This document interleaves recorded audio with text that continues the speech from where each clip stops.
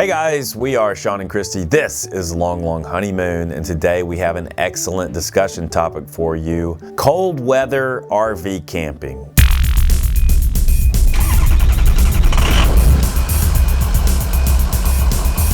In this video, we're going to give you at least 10 tips to make your next cold weather camping trip survivable and perhaps even enjoyable.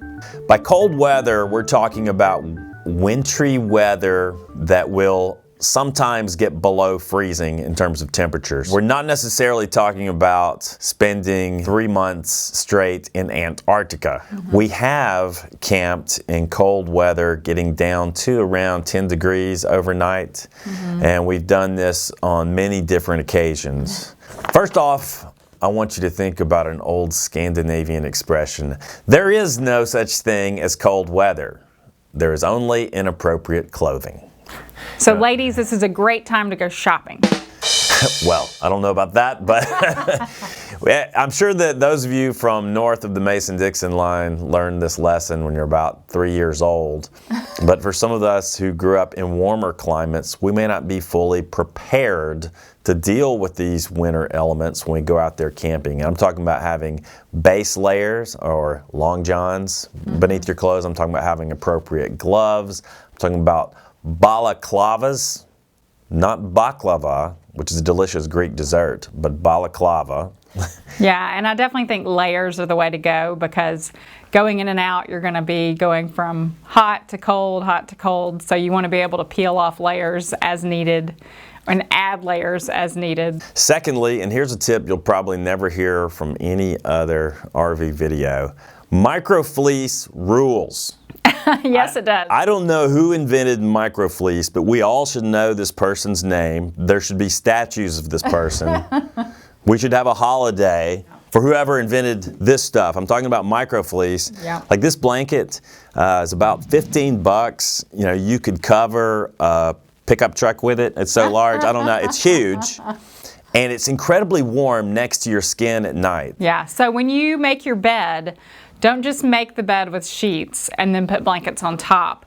Put the microfleece under your sheet so that it's what's next to your skin when you get in the bed at night, because that is what's going to keep you warm. Having that microfleece next to your body sort of traps your body heat and keeps you warm throughout the night. Put your microfleece, then put your sheet, and then put your other blankets on top, and you will be snug as a bug in a rug. And I know some of you are saying, what about our electric blanket? Well, electric blankets are wonderful if you have electricity, but a lot of times when we're cold weather camping, we don't have the luxury of an electrical hookup. Yeah, but if you do have an electrical hookup, an electric blanket is a great idea, and also a heating pad, because you can put a heating pad in down by your feet, get them nice and toasty for a few minutes before you turn it off and go to sleep. Speaking of feet, warm feet, happy feet, I have to show off one of my recent purchases when we were cold weather camping in Montana. These socks. Now these are like hunting socks. They're literally warming socks. They're super thick. They're kind of expensive. I think they're about 15 bucks for one pair, which is kind of outrageous until you try them on. They feel incredible. And one thing I noticed camping on a really cold weather night, your feet can get cold even with a fleece blanket because of RVs are so drafty. Yeah. And more on the draftiness in a minute, but some good sort of hunting socks or warming socks, they're a nice investment. Of course, you could even get battery-powered hunting socks that have a sort of heating element. Yeah. These are not battery-powered, but they're pretty fantastic. I highly recommend you pick up a pair. You can also get the hand warmers and foot warmers that hunters use.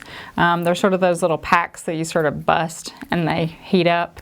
So if you're camping somewhere really cold, you could break out those if you needed to. So next on the list is just some common sense advice. When you are choosing a campsite, park in a sunny spot. Being in the sunshine is going to help you absorb some of that warmth. You don't want to be in a shady spot in the winter. So pick pick a nice sunny spot and it'll make a difference. Yeah, people think about this in the summer. They want to park in the shade to keep their RV cool, but obviously the reverse applies in the winter. Sometimes there can be a 20-degree difference in temperature, just depending on whether you're in the sunlight or not. Next, insulate. RVs leak heat like a sieve. Is that the appropriate analogy? Yeah, all you have to do is sit next to a window in any RV and you feel the constant draft of cold air coming in the wintertime. I'm not sure why they're so drafty, but they are. So you can actually buy window coverings that will help keep that heat in. Yeah, in our RV, for example, we have single pane windows and heat just flows directly from our RV out into the wilderness. If you're lying at night next to one of those windows on a sub-freezing night, you can just feel the chill, you know, coming from it as it's sucking your heat out. So to whatever degree you can insulate your RV, you're going to benefit. It's possible to purchase sort of custom cut insulation that will go into your fans, like where your overhead ceiling fans, your fantastic fans. And so you can get those pre-cut that are insulation pieces that will fit right in there. Some people who are doing extensive cold weather camping will insulate their windows as well.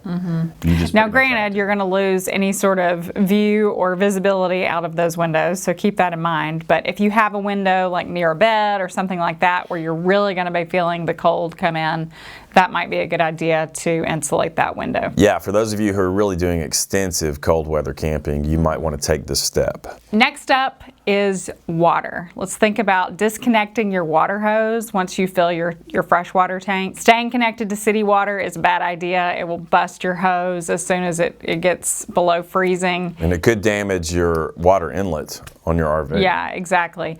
The other option you can do, you can buy heated water hoses. So that's an option if you're going to be staying somewhere for an extended period of time and you don't want to be constantly filling and, you know, disconnecting your water hose to your camper. But we usually just fill our freshwater tank and then disconnect our water hose and all is well. Next, another sort of common sense tip, don't put your RV stabilizer jacks down onto bare concrete where they might potentially freeze to the concrete. One step that you could take is just to use little blocks of wood that would be kind of just disposable throwaway blocks of wood to put between the earth and your stabilizer jacks if you're just determined to have those stabilizer jacks down to the ground. Now, we might not even put ours down, but it's up to you. You know, we do have pretty nice plastic jack pads that occasionally we would put down, but I think in a winter situation you probably wouldn't want to do that either because I could foresee that plastic snapping. One thing to consider is if you have electricity or not. If you do have electricity, you are a lucky dog and you can use a space heater inside your RV to keep things warm. We do this a lot. It works really well. It saves on your propane, which can be expensive when you burn that down. So definitely invest in a small portable space heater. One thing to remember, don't leave these plugged in while you're sleeping. It's just not a great idea to leave a space heater going while you're sleeping. So while you're awake, leave it on. It'll warm things up great. When you go to bed, unplug it, all will be well. We have a heat pump with our air conditioner and we do use it some, but basically if the outside temperature is below 40 degrees, your heat pump isn't gonna do anything. It's just not gonna warm things enough to be comfortable, so. Yeah, at that point you really have to switch to propane. And our propane heat furnace is the best source that we have to heat our RV on a cold night. It heats it quickly and it maintains that consistent temperature really well. And by the way, speaking of propane, you can get portable propane space heaters as well, and we may be reviewing one in the near future, so stay tuned. And if you know of a really good small electric space heater that we could add to our Amazon store, please post a comment and let us know what you're using that works well for you. If you're using propane, whether it be your heat furnace or a propane space heater, you need to make sure you vent your RV. So there needs to be a way for a little airflow circulation to be happening in your RV so that you don't die.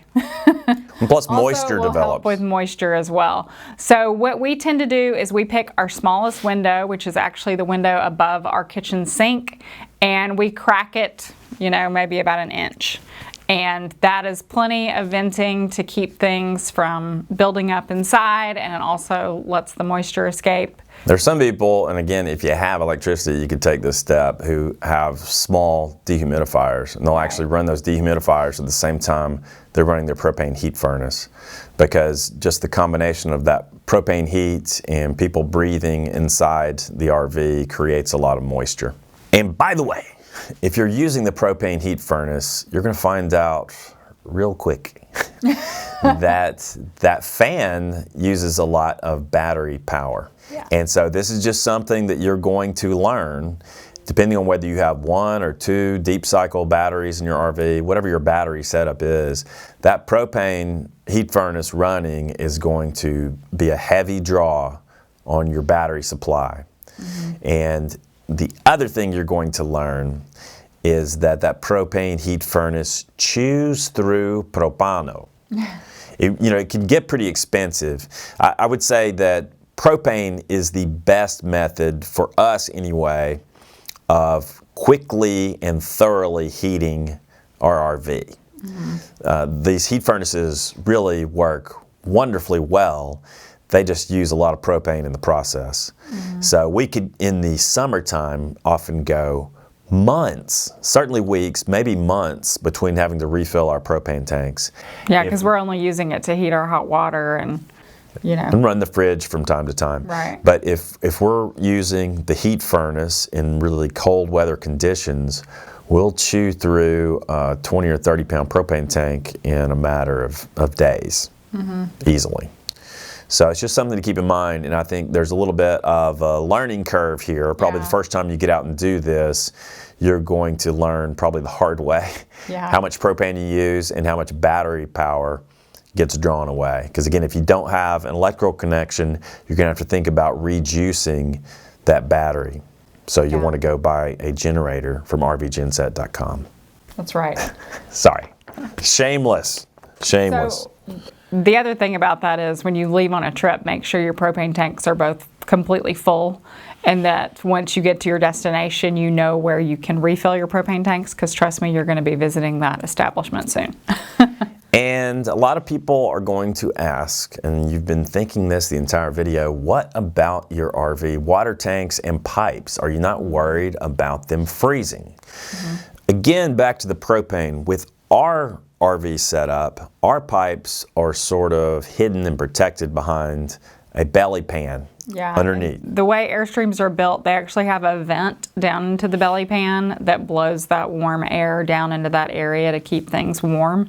So that's how we can camp in this colder weather, with our propane running and it keeping our pipes warm. But that's not true for all RVs. So you need to ask your RV manufacturer what the setup is. Do you have pipes in the belly pan? Is there a vent that blows into that area? Yeah, or just look underneath your trailer, whatever you have, see if you see exposed water pipes. So our typical approach, let's say if the temperature is getting down to 10 degrees at night, we don't have the heat furnace set at a toasty 70 degrees inside. When we're going to bed, we will ratchet down that temperature to around 40 or 45 degrees. I'm talking about interior temperature. Sometimes a little warmer, depending on how cold it's getting outside. But the goal there is to keep it bearable inside the RV and to keep those pipes from freezing. Another step that you can take if you're really worried about your water tanks, and this is actually a step that you should take if you know you're going to have multiple days of sub-freezing temperatures, is to put a little RV antifreeze in your holding tanks. So you could flush some down the toilet and you could pour some down the shower drain just to get some of that antifreeze in there. You also will want to have it in your P-traps. If you know what a P-traps should have been called U-traps. We're talking about that little U-shaped segment of pipe that will be beneath the sink and the shower. And so you want to make sure that those P-traps have a little bit of RV antifreeze in them as well. And that will protect your tanks, protect your P-traps, and it'll protect your waste valves. As we said, we are probably not the most experienced in camping in sub-freezing temperatures. That's because our RV is equipped with wheels. And typically when the temperature drops, we use those wheels to go south. So that's something you might consider as well. It works pretty well. Yeah. But if you're not going to use your RV wheels to escape the cold weather, you know, these are some steps that you can take. I think camping in cold weather is really a lot of fun. Yeah, I think it's fun as long as you're prepared. Right. We had one incident many years ago on our way back from Alaska. Yeah, here we go. Here we go again. And we were in British Columbia heading south from Alaska. We spent the night in a place called 100 Mile House. I will never forget. It is the coldest night I've ever spent in our Airstream because we ran out of propane and it was 16 degrees outside. And we typically do not run our generator overnight, so we had basically no electricity and no propane fuel.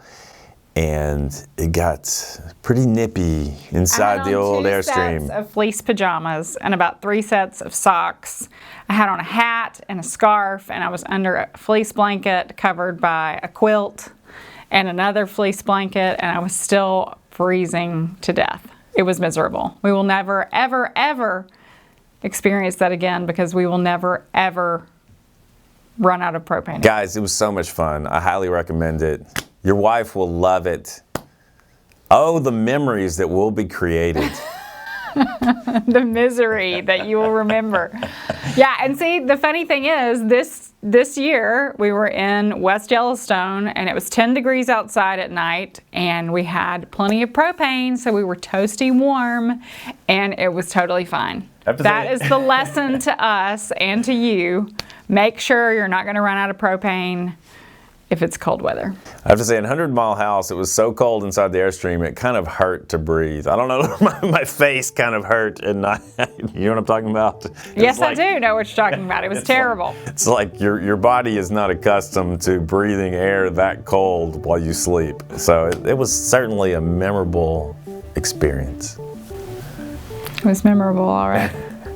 So just be prepared. Don't let your propane tanks get too low.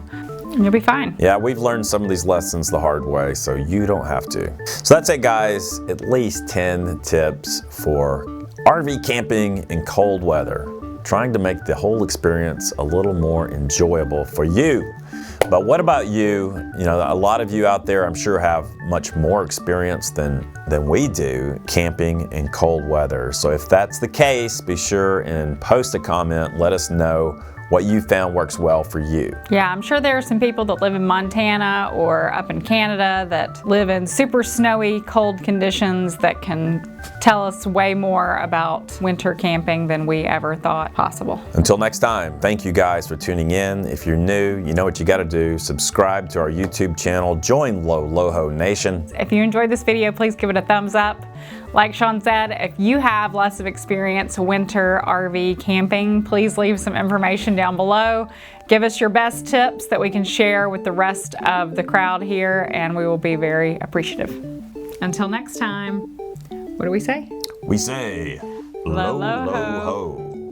Hey guys, if you like our videos, a great way to say gracias senor is to visit our store on Amazon. You can go directly to amazon.com/shop/longlonghoneymoon, or you can go to longlonghoneymoon.com and click the large supply store icon on the main page. The icon is so large, I don't even need my eyeglasses to see it. In our store, you will find all sorts of cool stuff, including Long Long Honeymoon hoodies, Long Long Honeymoon t-shirts, my hat, my shoes, my old underwear, my self-respect. Everything must go. Proceeds from our Amazon store are reinvested into our show, which requires large amounts of duct tape and lubricant to keep running smoothly. Who let the flies out? Okay, so we're here in Yellowstone. It is October 4th. I don't know if you can see all the snow behind me there, but it is really coming down out there. It's really gorgeous. It makes me really want to come back in like January, February when it's really thick and you have to ride snowmobiles. That sounds like so much fun.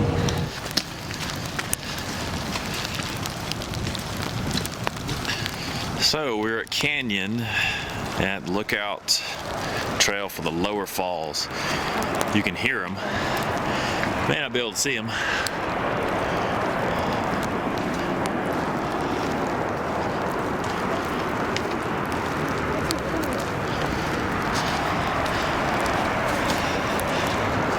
Look.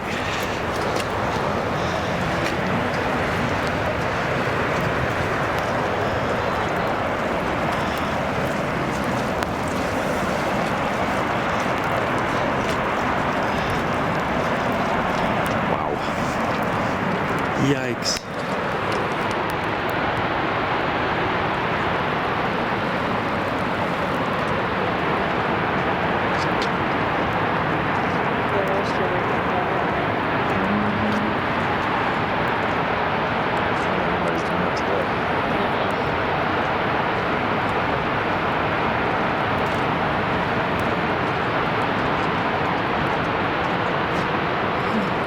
On the north rim of the Grand Canyon of the Yellowstone. Been here many times before, but never quite like this. Visibility, of course, is not the greatest, but it's definitely beautiful to see the snow falling in the canyon. Pretty striking view.